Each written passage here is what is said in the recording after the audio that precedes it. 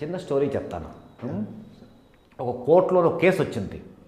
ఒక 62 సంవత్సరాలైన ఒక వ్యక్తి కోర్టులో వెళ్ళి కేసు వేస్తాడు. ఏమిట్రా అంటే, నాకంటే 10 సంవత్సరాలు మా అన్నయ్య పెద్ద, వాడికి 72 సంవత్సరాలు, మా అమ్మ దానికి 92 సంవత్సరాలు.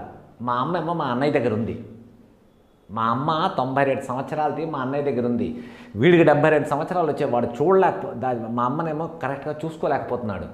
సో కోర్టు వాళ్ళని నేను రిక్వెస్ట్ చేస్తుంది ఏంట్రా అంటే, మా అమ్మని దాంతోపాటు మా అన్నయ్యని నా దగ్గర వచ్చి ఉండమనండి, నేను ఇంకా 62 సంవత్సరాలే, వాళ్ళని నేను చూసుకుంటా అన్నాడు. ఆ జడ్జికి అర్థం కాలే. ఆ జడ్జి తర్వాత జడ్జిమెంట్ ఇచ్చిన తర్వాత అన్నాడు, నేను గత 25 సంవత్సరాలుగా ఈ కోర్టులో జడ్జిగా ఉన్నాను.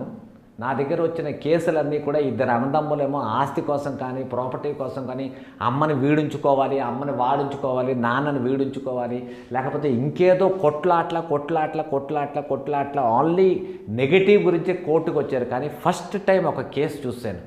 ఏంట్రా అంటే, నా అమ్మని నేను చూసుకుంటా, మా అన్నయ్యని నేను చూసుకుంటా అన్నది భేష్. కట్ చేస్తే ఇదే జడ్జి వాళ్ళ విలేజ్కి వెళ్ళాడు. విలేజ్కి వెళ్తే అక్కడ వాళ్ళ అన్నయ్య ఉన్నాడు. వాళ్ళ అన్నయ్య 80 వస్తున్నాడు. వాడి దగ్గరికి వెళ్ళి అన్నాడు, అన్నయ్య ఒక పని చేద్దాం, నువ్వు నాతో పాటు హైదరాబాద్ వచ్చి మన ఇద్దరం కలిసి ఉందాం.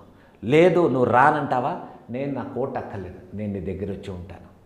సో అలా ఉండండి. అన్నదమ్ములు చిన్నప్పుడేమో అమ్మ దగ్గర పడుకున్నప్పుడు అమ్మ నాకు కావాలని ఒకడేమో అమ్మాయి చేతి తీసుకుంటే, అమ్మ నాకు కావాలని ఒకడు, అమ్మ నాకు కావాలి అనేసి ఇద్దరు కొట్టుకుంటారు. ఇదే వీళ్ళు పెద్ద అయిపోయిన తర్వాత అమ్మ నువ్వు ఉంచుకో, అమ్మ నాకు అక్కర్లేదు, అమ్మ నువ్వు ఉంచుకో, అమ్మ నాకు అక్కర్లేదు అంటారు. వై? ఏమిటి చేంజ్ వచ్చేసింది మీలోని? ఏం లేదు కదా, మీరు పెద్ద అయ్యారు. ఏళ్ళు ఎగసన బుద్ధి దిగసన అంటారు. ఏళ్ళు వస్తున్న కొద్దీ బుద్ధి పెరగాలి, కానీ ఏళ్ళు వస్తున్న కొద్దీ జనాల బుద్ధి దిగిపోతున్నది. ఆ అమ్మను పనిచేసుకుంటారు. వాళ్ళు ఒక్క మాట రివైండ్ చేసుకుని వెళ్ళండి. మీరు చిన్నప్పుడు మీ అమ్మని మీరు వదలకుండా ఉండేవారు, మీ అమ్మ పెడితేనే తినేవారు, మీ అమ్మ పక్కనే పడుకునేవారు.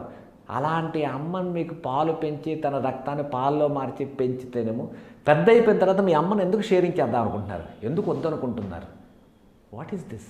మీ దగ్గర డబ్బు ఉందనా? డబ్బు ఉంటే మీ అమ్మకి డబ్బు అక్కర్లే, మీ అమ్మకి నువ్వు కావాలి ఎప్పుడైనా.